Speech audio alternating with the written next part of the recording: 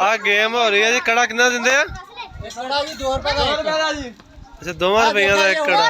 ਉਹ ਵੇਖੇ ਜੀ ਬੋਤਲਾਂ ਪੈਂਦੀਆਂ ਨੇ ਬੜੀਆਂ ਹੋਈਆਂ 4-4।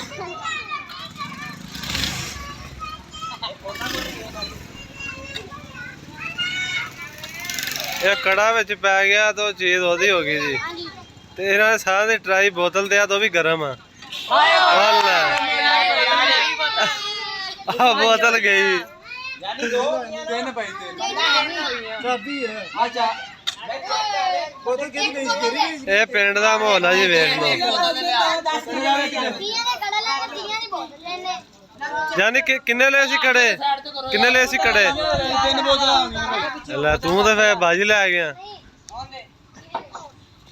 ਬੋਤਲ ਲੈ ਲਾ ਆਪਦੀ। 2 ਲੱਗ ਗਏ ਪਿੱਛੇ ਭਾਈ।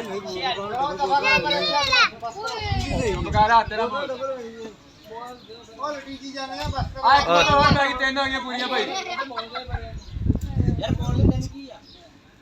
ਬੋਤਲਾਂ ਹੈ ਨਹੀਂ ਕਿਦੋਂ ਤੋਂ ਲਿਆ। ਓਏ ਅਸੀਂ ਲੈਂਦੇ ਨਹੀਂ ਭਾਈ, ਪਾਣੀ ਦੇ ਭਰ ਕੇ ਦੇ ਦਿਓ ਵਾਲੀ। ਕਿਵੇਂ ਗੱਲਾਂ ਕਰਦਾ ਪਿਆ? ਉਹ ਮੰਗਣ ਲਿਆ ਡੰਡਾ ਰੋਲਾ ਭਾਈ। ਯਾਰ ਉਹ ਮੰਗਣ ਦਾ ਸਾਨੂੰ ਪਾਣੀ ਦੇ ਦਿਓ ਭਰ ਕੇ। 3 ਹੋ ਗਈਆਂ ਭਾਈ। ਯਾਰ ਗੱਲ ਪਤਾ ਕੀ ਆ? ਜੂਸ ਵਾਲੀ ਥਾਂ ਤੇ ਉਹ ਤੁਸੀਂ ਜੂਸ ਚ ਪਾ ਲਓ, ਪੱਤੀ ਚ ਪਾ ਲਓ। ਉਹ ਪੈਂਦੀ ਨਹੀਂ ਭਾਈ ਬੜਾ ਔਖਾ। ਹੋਰ ਕੋਈ ਸ਼ੈਮ ਉਹਦੇ ਆ ਉਹਦੇ ਵਿੱਚ ਘੁੰਮ ਜਾਂਦਾ, ਕੜਾ ਵਿੱਚ ਘੁੰਮ ਜਾਂਦਾ ਨਾ। ਪਿੱਛੇ ਪਿੱਛੇ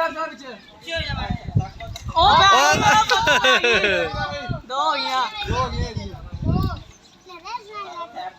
2 ਇਹ ਆ ਕੜਾ ਆ ਲੈ। ਇਹ ਕੜਾ ਸਿੱਟਦੇ ਆ, ਕੜਾ ਵਿੱਚ ਪਵੇ, ਜਿਹੜਾ ਪੈ ਗਿਆ ਤਾਂ ਬੋਤਲ ਉਹਦੀ ਹੋ ਗਈ।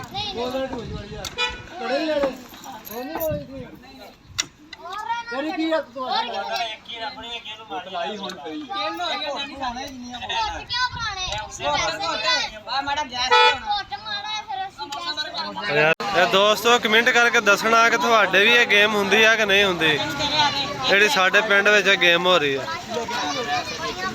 ਇਹ 2 ਰੁਪਏ ਦਾ ਇੱਕ ਕੜਾ ਲੈਂਦੇ ਆ ਤੇ ਫਿਰ ਆ ਚੀਜ਼ਾਂ ਇੱਥੇ ਰੱਖੀਆਂ, ਜਿਹੜਾ ਪੈ ਗਿਆ ਉਹਦੀ ਹੋ ਗਈ।